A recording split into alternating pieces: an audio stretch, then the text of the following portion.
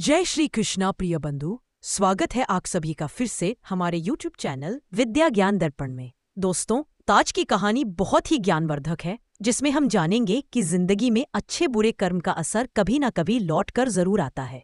पैसा, ताकत और चालाकी कुछ समय तक इंसान को ऊपर रख सकती है, लेकिन सच और न्याय देर सवेर अपना रास्ता बना ही लेते हैं।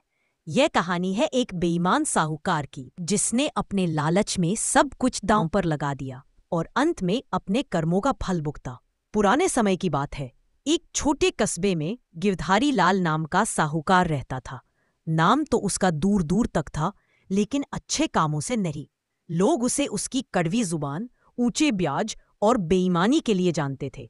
गरीबों को कर्ज देकर वो उनकी जमीन, घर या आभूषण तक हड़प लेता। उसके पास दौलत बहुत थी, मगर दिल इतना पत्थर का कि उसमें इंसानियत की जगह नहीं थी।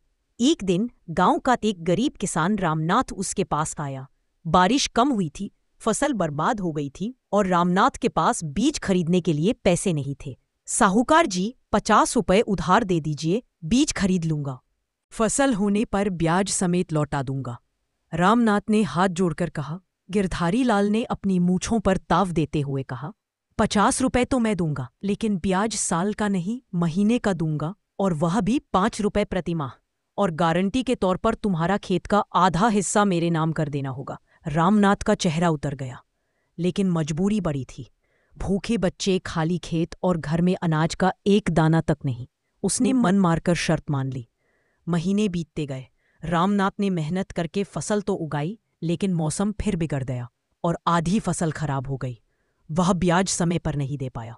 गिरधारी लाल ने मौके का फायदा उठाकर उसका आधा खेत अपने नाम कर लिया।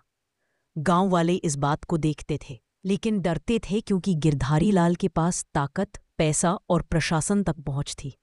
गिरधारी लाल को ये आदत लग गई थी कि वो किसी की भी मजबूरी को अपने फायदे के लिए इस्तेमाल करे। एक बार कस्बे के सुनार लालचंद ने उससे सोना खरीदने के लिए 100 रुपए उधार लिए।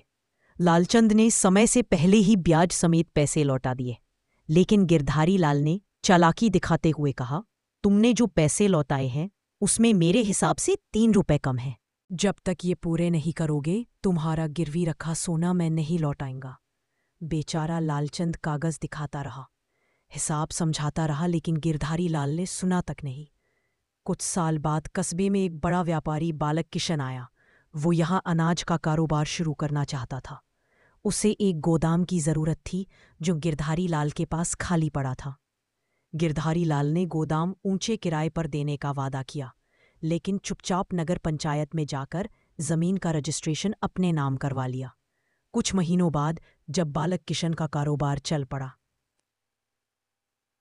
गिरधारी लाल ने नोटिस भेजा कि गोदाम मेरी निजी संपत्ति है और तुम्हें यहां से जाना होगा।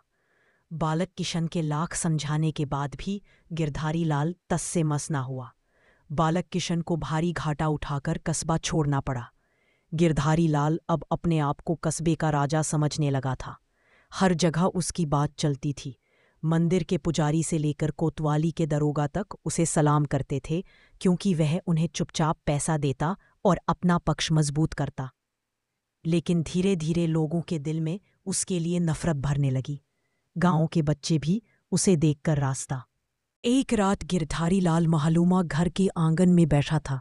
तभी एक बूढ़ी औरत भीगते हुए दरवाजे पर आकर बोली, बेटा, 2 दिन से भूखी हूं, कुछ खाने को दे दे। गिरधारी लाल ने नौकर को इशारा किया, इसको 2 रोटी दे दो और कहो कि मेरा नाम भगवान से मत जोड़ना, मैं किसी की मदद मुफ्त में नहीं करता।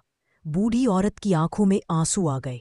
उसने जाते जाते कहा, बेटा, भगवान की मर्जी से तेरे पास बहुत है, पर तू बांटेगा नहीं तो एक दिन तेरा सब छीन जाएगा। गिरधारी लाल ने हंसते हुए कहा, अम्मा, भगवान से कह देना कि अगर छीनना है तो पहले आकर पूछ ले। उसने नहीं जाना था कि यही रात उसकी जिंदगी के सबसे बड़े तूफान की शुरुआत थी।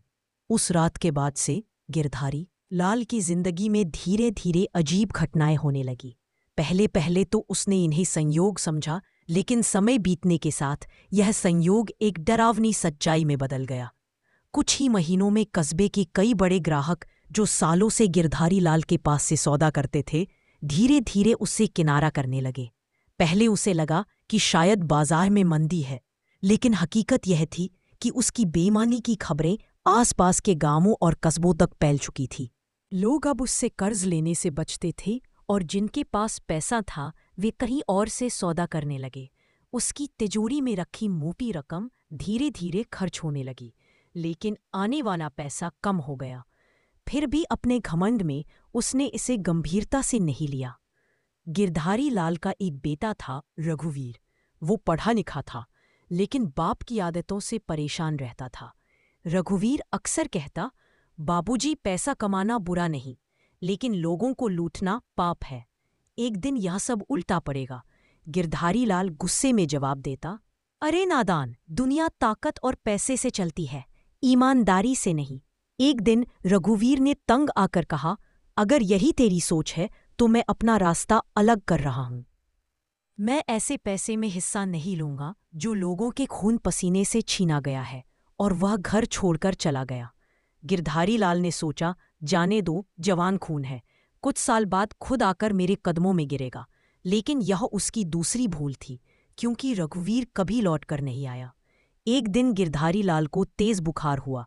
पहले उसने ध्यान नहीं दिया, लेकिन बुखार बढ़ता गया और फिर लगातार रहने लगा। डॉक्टरों ने कहा कि यह कोई पुरानी बीमारी है, जिसका इलाज लंबा और महंगा होगा। गिरधारी लाल के पास पैसे तो थे, लेकिन अब उसकी देखभाल करने वाला कोई नहीं था। नौकर कर तो थे, पर उनके मन में मालिक के लिए कोई अपनापन नहीं था। वह बस काम चलाने के लिए उसकी सेवा करते और चोरी छुपे उसका सामान चुराते रहते। बीमारी के दौरान उसे पहली बार महसूस हुआ कि जब अपने ही साथ नहीं होते तो पैसा भी बेकार हो जाता है।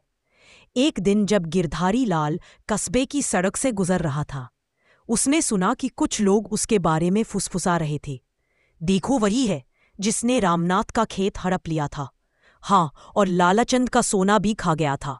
गिरधारी लाल ने यह बातें पहले भी सुनी थी, लेकिन इस बार उनमें तिरस्कार और घृणा इतनी साफ थी कि वो भीतर से हिल गया। पहली बार उसे लगा कि वह लोगों की नज़रों में कितना गिर चुका है। एक रात जब वह तिजोरी में रखे सोने चांदी के बर्तन गिन रहा था, अचानक घर में आग लग गई। शायद नौकरों की लापरवाही से या शायद किसी की साजिश से, यह कभी पता नहीं चला। आग इतनी भयानक थी कि कुछ ही मिनटों में पूरा मकान जलने लगा। गिरधारी लाल ने तिजोरी बचाने की कोशिश की, लेकिन भारी दरवाजे के कारण उसे खोल नहीं पाया। पल भर में उसकी सारी जमा पूंजी, घर, अनाज, गहने सब राख हो गए। जब आग बुझी तो गिरधारी लाल के पास सिर्फ वही कपड़े थे जो उसने पहने थे। वो वही सड़क किनारे बैठा, राख को हाथों से कुरेदते हुए रो रहा था। हे भगवान, मैंने ऐसा क्या किया था जो ये हाल हुआ? तभी भीड़ में से एक कमजोर सी आवाज आई, तूने क्या किया था ये तुझे अच्छी तरह पता है। याद है वो खेत, वो सोना, वो धोखा। ये वही बूढ़ी औरत थी जो सालों पहले उससे रोटियों की भीख मांगने आई थी। गिरधारी लाल का सिर झुक गया। उसे समझ आ गया कि उसके सारे बुरे कर्म जिनसे वह बचने की कोशिश कर रहा था, आज उसे घेर चुके हैं। इसलिए दोस्तों, जिंदगी में चाहे कितनी भी ताकत, पैसा या चालाकी क्यों ना हो, बुरे कर्म का फल इंसान को भुगतना ही पड़ता है।